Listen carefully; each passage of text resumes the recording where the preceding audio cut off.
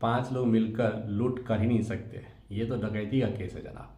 यह डायलॉग 2024 में आई web series मामला लीगल है में बोला गया था और हम सब ने सुना होगा, जिसने भी ये वेब सीरीज देखा होगा उसने सुना होगा। मैंने इसका रेफरेंस क्यों दिया? मैंने इसका रेफरेंस इसलिए दिया क्योंकि केरला हाई कोर्ट में भी एक केस में डकैती के डेफिनेशन को एक्सप्लेन किया गया है। केरला हाई कोर्ट ने 14 जनवरी 2024 को एक फैसले में क्लैरिफिकेशन दिया कि आईपीसी के सेक्शन 399 के तहत डकैती करने की तैयारी करने के लिए कम से कम 5 लोगों का होना जरूरी है। 5 लोगों के बिना डकैती नहीं हो सकती।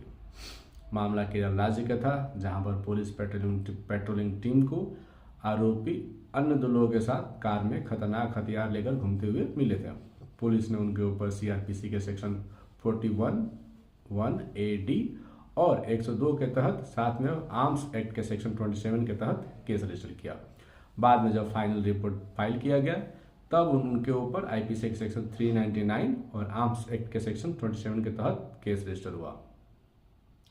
ट्रायल कोर्ट ने आरोपी व्यक्ति को आईपीसी की धारा 399 के तहत दोषी पाया पर आर्म्स एक्ट के अपराध से बरी कर दिया। इसके बाद आरोपी ने हाई कोर्ट में रिवीजन में अपील किया और कहा कि अपराध के इंग्रेडिएंट्स नहीं बनते हैं।